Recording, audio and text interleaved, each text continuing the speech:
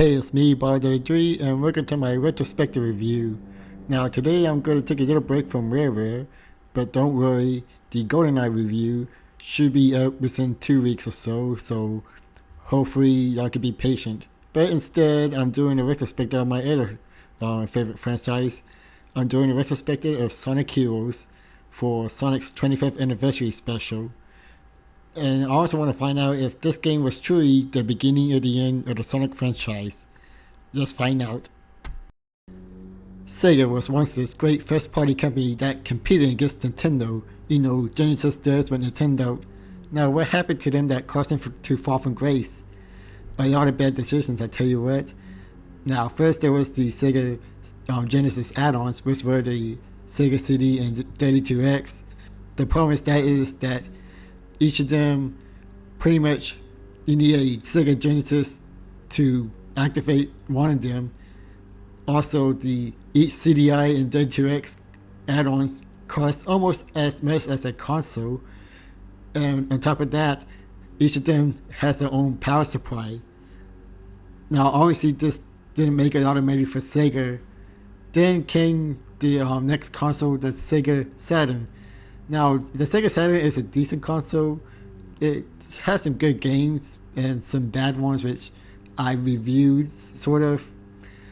But it couldn't compete with the Nintendo 64 or the Sony PlayStation. But it did at least beat the Atari Jaguar, which I believe that was the last console from Atari, and the Panasonic 3DO, mainly because the 3DO it cost about $700, which if you thought the PlayStation 3 cost too much for $700, then I just can't imagine somebody buying a 3DO for that much. Now, the reason that the Sega Dreamcast is considered a bad decision is mainly because the Saturn only lasted for 3 years in North America and Europe. An average console lifespan is 5 years, so that's pretty short, and this probably angered many consumers.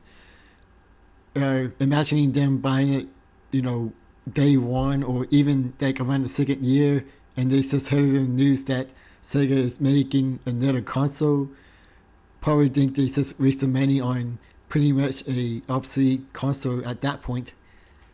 Now, finally, the Sega Saturn, the last console, it was a great console, which many gamers considered to be a cult classic. But it still wouldn't compete against the Nintendo GameCube, the Microsoft Xbox, and the Sony PlayStation 2.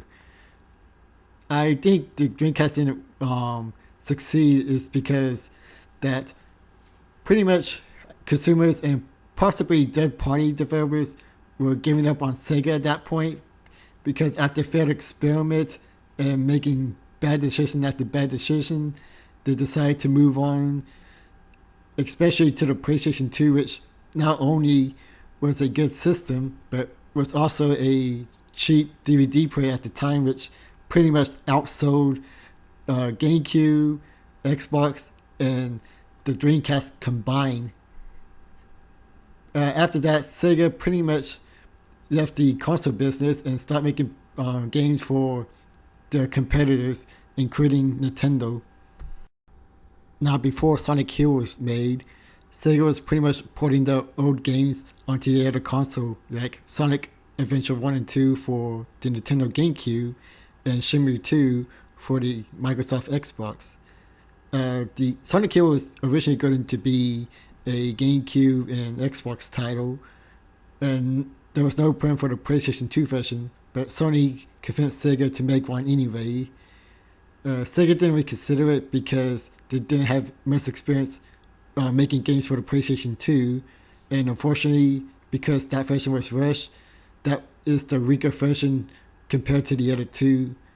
The version I'm playing is the Nintendo GameCube, so if you decide to pick up this game, make sure it's not the PlayStation 2 version. I heard reports that it had terrible frame rate and lagging issues. But anyways, on to the actual game itself.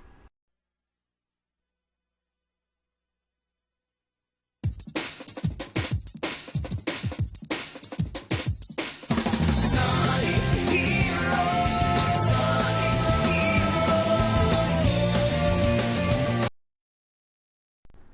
Now, Sonic Hero consists of 4 teams with 3 members each, and the story, each of them got something different, but pretty much you go through the same 7 zone with some minor differences. So, what I'm going to do when I talk about the gameplay part, I'm pretty much going to combine the team together, and when I get to a different team, I talk about the difference between, among them, I mean. Yeah. But first, Sonic Hero is pretty simple. Pretty much gotta stop Eggman from taking over the world. Team Dark Story mainly consists of dealing with Eggman. Rouge the Bat wants his treasure, Omega wants revenge on Eggman, and Shadow the Hedgehog wants his memory back, so he thinks Sonic Eggman will give it to him. You're probably wondering why Shadow the Hedgehog is back. Well, better spoil it. In Sonic Adventure 2, he died and was originally be a one-off character. Well, Sega decided to bring him back due to the overwhelming fan popularity, and now he's pretty much here. And there's a bit of mystery throughout the story, which I'll reveal a little bit later on. Team Rosa's story is also pretty basic. Pretty much Amy's looking for Sonic, while Cream the Rabbit and Big the Cat are looking for their pets. And yes, those pets are pretty important to the final story, believe it or not. Last but not least, we got Team Chaotix, consisting of Vector the Crocodile, Charmy the Bee, and Espio the Chameleon. These 3 made their debut on Knuckles Chaotix, which was on the Sega 32X, and their story is pretty much having this job by this mysterious person who's hiring them to stop Eggman. Now that's it for the story, now on to the gameplay. Now, since every team goes to the same zone with some minor differences here and there, but it's pretty much the same thing. Pretty much each team got 2 zones that I'm going to talk about, so I don't have to go back and forth a lot. With the exception of Team Sonic, who has 3 zones, and the exception of Team Chaotix, which had their own little special segment that I will talk about later on in the video. But now on to Team Sonic. Now, each team has a speed, fight, and power formation. They are pretty much the same, with maybe some minor differences here and there, which I'll address later on. Sonic pretty much acts like his mechanic from the Sonic Adventure series. He can be able to homing attack, do a speed dash, and a walk at excel, which I guess is the substitution for the spin dash, but not really. Tails can carry both Sonic and Knuckles and shoot them at the enemies, and Knuckles pretty much just punches and throws his partners at the enemies.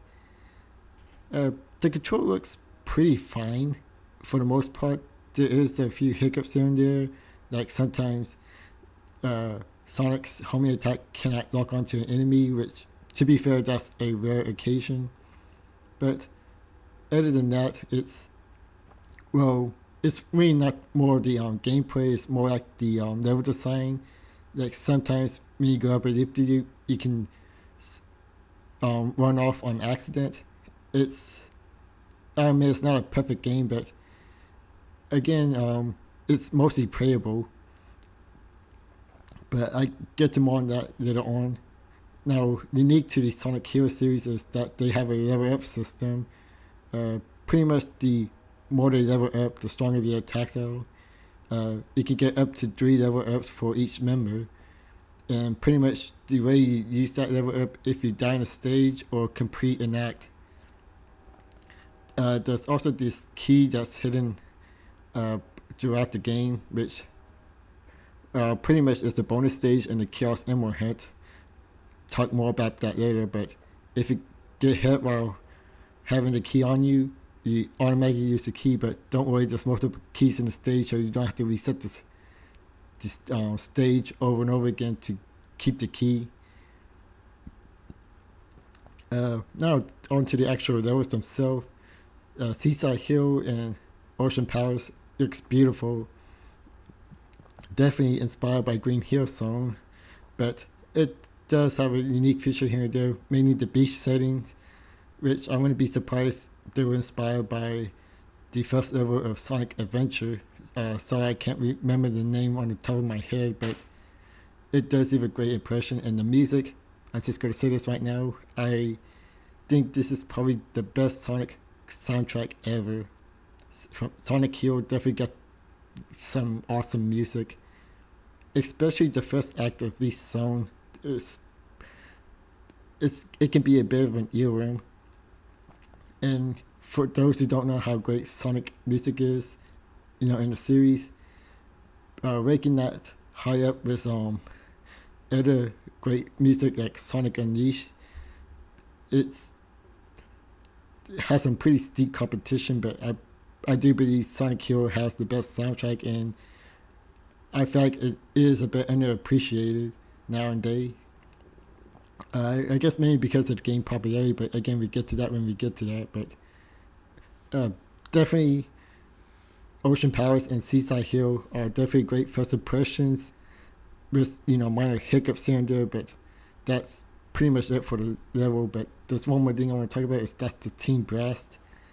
Pretty much, you fill up that gauge on the top and you hit the button to activate it, and pretty much each team got can nuke everybody on the screen, but each of them got like a little special effect. Like Team Sonic is get like an extra boost, while Team Rose is get a shield, invisibility, speed shoots, and pretty much all of them get leveled up. Team Dark, you freeze time momentarily, and Team Chaotic to get a bunch of rings for each enemies that you destroy. Now let's talk about the bonus area. After you get a key at the end of the level, you pretty much get to this part. Pretty much the end of Act 1 is just a little bonus area to earn extra life, while the end of Act 2 is always a Chaos Emerald hunt. Now, these can be frustrating, not because they're so hard to get, but because of the controls. The controls is pretty much the same on the regular levels, which, because of the shape of the arena over here, it does not work pretty well. Sometimes you end up slipping off or getting stuck, and that can be frustrating because it's something that isn't your fault. But luckily, this is not hard to get. You can actually get these pretty fast. I recommend just holding down the B button and dashing all the way, and pretty much you get it in 30 seconds or less. Now at the end of these zones, you get a little boss battle, and this one you fight one of Eggman's machines. Pretty much just hit the respawn with any formation you choose. I usually go with speed, maybe even power formation, since that does actual damage. The only way I recommend using the fight formation if you level up at level 3, and then it becomes super easy. Out of all the boss battles, this is probably the best kind of boss battle, mainly because the other two pretty much sucks. Zone 2 is Metropolis Zone and the power plant, and they're both pretty good levels. Again, the music of the Act 1 of the zone is one of the most awesome track ever. Like, I can't even pick a favorite. That's how much the Sonic Hero soundtrack pretty much rocks. But anyways, this zone has like a futuristic city setting. It belongs to Eggman, which, well, it doesn't really go anywhere story-wise, but it's still a fun level to play as. I feel like it could have got a little bit creative with the level design, but it does look pretty good and plays pretty well. I have little to no issue with this part, which maybe, accidentally running off the platform on that loop-de-loop section, but again, that's rare and barely even happened. At least in this playthrough, I remember it happening a few times back when I played it in 2003. But anyways, that's pretty much all I have to say about this zone. I'll try to keep it short, mainly because I don't want to go too long or spoil too much. Now on to the second type of boss battle, which is the team battles. In this case, Team Sonic face off against Team Rose, and you get a little cutscene at the beginning. If you play as Team Rose, you get the same cutscene, and Team Dark and Team Chaotic also has different cutscenes when they battle each other at the zone. I'm not going to show off both of them because it doesn't really progressive story. It just gives them a stupid reason to fight, a very stupid reason in this case. But pretty much all this boss battle does is pretty much fighting in your formations.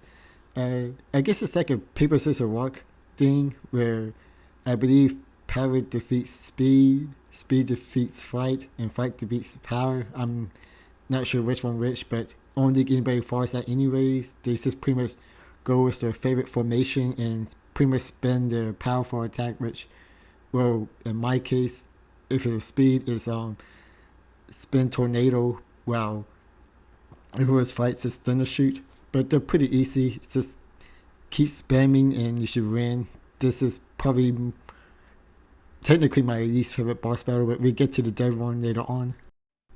Now on the Zone 3, playing as Team Dark. Team Dark pretty much plays the same as Team Sonic, so there's not much to discuss over here. Zone 3 would technically had to be my least favorite zone, mainly because of one thing, the pinball section, and to a lesser extent, the bingo games. The pinball it controls horribly. You have somewhat control of the character you have in ball formation, but it goes too fast. Whenever I want to go left or right, I feel like I gotta really hold down the NR stick hard just so I could get some kind of movement. And some of the pinball section, all I had to do is pretty much intentionally use the game so it can proceed on to the next level. If every section was like that, then I would forgive this very much. But unfortunately, there are some sections where you have to go to the very top to order to proceed to the level, and this causes like an unnecessary amount of extension throughout the level. It's really a problem from Act 1 in the pinball stages, while the bingo highway stage is much more forgiving. All you have to do is go to the end and play a little bingo if you want to by getting all the numbers. It's less annoying. The only thing annoying about it, if you fall off the edge and you aren't able to save yourself by switching to a different team member, which, for me, that rarely happens. You have to start back to the last checkpoint. So, but to be fair, it's not really hard. They usually got like little square things to bounce you off, give you another try. But again, if the controls were much better, I would probably forgive it a bit more. Now we get to the third and final boss battle, which is the endurance test. These pretty much repeats back and forth, Eggman mechanical boss battle, team battle, and endurance battle. The endurance battle is pretty much destroy all enemies on the field. That keeps on respawning every time. I forget how long this actually is, but I guess technically this is my second favorite and second least favorite. Because it's just, biting enemies over and over again, which you do throughout the regular zone. But this one is more mandatory than the others. But I guess I like it better than the team battles because there's at least technically more of a strategy in comparison. Now, Rail Canyon and Bullet Station used to be my least favorite zone in the game back when I played it back in 2003. But now it's kind of one of my favorites. How is that possible, you may ask? Well, have you ever heard of a game doesn't age well throughout time? Well, one mechanic pretty much aged better during time, and that's the rail grinding and switching to rail. Back then, I couldn't get the hang of it. I keep on overshooting the rail, but now playing it again, like, I have absolutely no problem with going from rail to rail. It works perfectly fine, and because of that, I was able to enjoy this level very much more often. Now, to be fair, there are some cheap moments, like maybe not locking onto an enemy properly, but for the most part, like, I really find some enjoyment there. I guess the only real complaint is that I feel like this zone will go on a bit too long, which is kind of true with the other zones, but in this case, it does overstay its welcome. Next, we have another Eggman boss battle. Pretty much, it's the same as the Egg Hawk. All you have to do is destroy more parts. It's pretty easy. I recommend is to take your time because he does manage to get a cheap shot here and there. Or it was me being impatient. After the boss battle, we get this little cutscene. I'm not gonna go through each one of them. I'm just gonna summarize it. Pretty much, Team Dark discovered that it was an Eggman fake, and Shadow might be a robot. Plus, Metal Sonic appeared a little bit afterwards. That's the same as Team Sonic's story, except Sonic's going after Eggman after discovering his real plans. Team Chaos is getting suspicious about the client that's hired him, and Team Rose is continue with their quest. Now on the Fog Forest plan is Team Rose. Team Rose just has some minor differences, like Amy cannot jump from wall to wall like the other speed characters, and her tornado ability actually go towards the enemies while the others are just stationary. Big the Cat has a berry fall ability which Knuckles and Omega does not, but Vector has something similar to that. But pretty much it's the same strategy and most of the abilities are the same. Now, Fog Forest is a creative level. It kind of reminds me of a Mushroom Hill Zone from Sonic 3 and Knuckles. I think even one of the characters actually referenced that zone. But for the most part, it's just something visually impressive, but the level itself it's okay. Not something I would go back to and play, but I will admit this, that if Sonic Generation remade this level, I think it would be more awesome than ever. But for the most part, it's just mediocre and bland. But I do like the use of the giant frogs. The green ones help create platform, while the big black ones get rid of platforms. It's not as creative as I make it to be, but it's still a nice little touch. Now to Hang Castle and Mystic Mansion. Yeah, I skipped a boss battle, which is another team battle. That doesn't really move the story along, and I'm also skipping the next endurance boss battle to make things a bit shorter, but the castle idea is pretty creative. I like some of the things they did with it, but at this point I was getting tired. It's still pretty much feel the same thing. I appreciate them for trying something a bit different, making every level unique, but, well, it may be just playing through these zones over and over again with different teams. It makes me less appreciative of this zone. It's not a bad zone. It's definitely one of the most creative looking levels in this game, but I give you a fair warning. This is not a game that you want to play in one sitting like I did for this video. Now on to the final zone, playing as Team Sonic. We're on the Egg Feet zone. It's pretty much a huge endurance test. These acts are the longest of any zones combined. I guess maybe with the exception of the casino zone, but this one is a huge endurance test. You just go after enemies, area after area, and by that point I was getting a bit tired of the game. Again, assuming that you don't die too much, you're going to spend quite a bit at this level. It's, well, not bad, though I do think there are some cheap moments in the game where I think you will die like a few times, but for the most part it's decent. Again, like, I was getting tired at this game.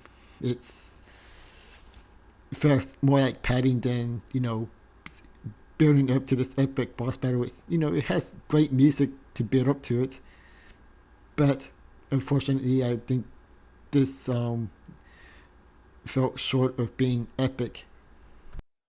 Now we're at the last Eggman boss battle of the game. I guess compared to the other boss battle, this is the best, but then again, there's not really much competition there.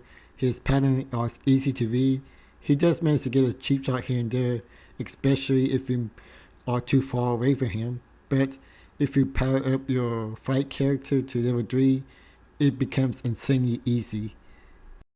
The story ends with Sonic thanking Knuckles and Tails for their help, and Team Sonic and Team Rose reuniting, well, specifically Sonic and Amy, as they run off together. Well, Sonic's actually running away from her, but, same thing I suppose to her.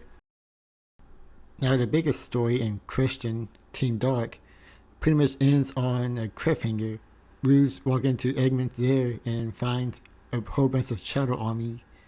This leads to question if Shadow's really a clone, a robot, or what is he? And this kind of leads into the next game, Shadow the Hedgehog, which I may or may not do a retrospective review of. I don't know. I guess it depends on how I feel and maybe audience reaction. As for Team Chaotic's story, it's revealed that the mystery client was Dr. Eggman all along, and it was somebody else posing as him. Who, you may ask? That I'm pretty sure everybody knows. Well, we'll find out in the final boss section. But for now, a little section on Team Chaotic's gameplay. Now, the main difference about Team Chaotix is that they're mission based rather than going straight to the goal, although they have some of that there. Sometimes you have to collect a certain amount of these or destroy a certain amount of these, which could be up to 100, mind you, or use SBO camouflage ability to sneak past enemies, which is pretty unique to him and, well, to the team in general. Pretty much, Team Chaotix, I give it this, it does offer something different, but the problem with that is that, well, I've been playing this in one sitting and it still pretty much feels the same. So I wasn't too interested in Team Chaotix. I'd really give Sonic Team this. It does play well. I had little to no backtracking, and I do appreciate them for trying to mix it up a bit. Now it's time for the final boss battle with Metal Sonic, who was the mastermind behind all this. Yep, it was Metal Sonic, even though you probably would have guessed it in the opening if you watched it. But just in case you don't know, here's why Metal Sonic did all this. Well, Metal Sonic was collecting all of the data of all the teams with, Team Sonic. Of course, you go copy his, is Sonic the Hedgehog. Team Channel also makes sense because of his chaos control ability. Team Chaotix, well, this was a scrap idea, but originally Metal Sonic will have the ability to become invisible, which was SBO ability. But I guess in this case, they got nothing from him. But if you want a reason why they copy Chaotix abilities, it's because of SBO's invisibility, which makes sense. And at first, I thought it makes no sense to copy Team Rose's ability since they really offered really nothing, but they actually copied the ability of Chocolate Child and Froggy, which I believe they were part of Perfect Chaos from Sonic Adventure 1. That was the main boss of that game. Well, Froggy in general, because he was a part of Chaos. And I guess Chocolate Child was a Chow is it's just like Perfect Chaos, but I guess he needed that power to, I guess, get the power of Perfect Chaos. But other than that, that's why Metal Sonic pretty much want to take over the world, get all their abilities, and I guess overthrow Dr. Eggman since he doesn't need any leaders. Of course, they can only access the story once they collect all the 7 Chaos Emeralds, so Sonic can turn into Super Sonic. And while that happening, Metal Sonic transformed into this huge monster called Metal Madness. But in the manual, Metal Sonic was referred to, and I swear I did not get this from a fanfiction site, Neo Metal Sonic. I never knew that. Now, Metal Madness is divided into 4 parts. Pretty much the first 3 parts is team battles with Team Rose, Team Chaotix, and Team Dark. It's pretty easy. His attacks are easily predictable, and what you need to do is hit the weak spot that is careful. Like, say, if the orb is low, you hit it with either a speed or power move, and it changes curve after each damage. Pretty much it's easy.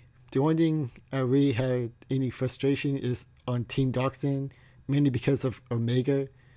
Uh, Omega doesn't have the ability to log on to a certain spot like Big the Cat or Vector the Crocodile does. So what I recommend is that just use Shadow and Rouge out of all this. But for the most part, you should have no trouble beating this section of the game. Now it's time for the final part of Metal Madness with Team Supersonic. Now in order to defeat this boss, you need to fill up your Team Brass meter, and in order to do that, you need to counterattack his offense. Like if you're shooting those crystals, you use the homing attack of Sonic. If you're shooting missiles, you use Tailspin to shoot, and if he's about to draw an airplane, pretty much use Knuckles to punch it. I believe you need to hit him 5 times with the Team Blast, and it's a pretty easy battle. The only thing you have to worry about is your ring meter running low. Once that meter hits zero, it's well, not exactly game over, but you lose a life. And the game kind of ends anticlimactically. They don't really destroy Metal Sonic. This is pretty much let him go, pretty much left him behind. Like, you can't beat us because we're Sonic heroes, and that's pretty much it. And that's the end of this game.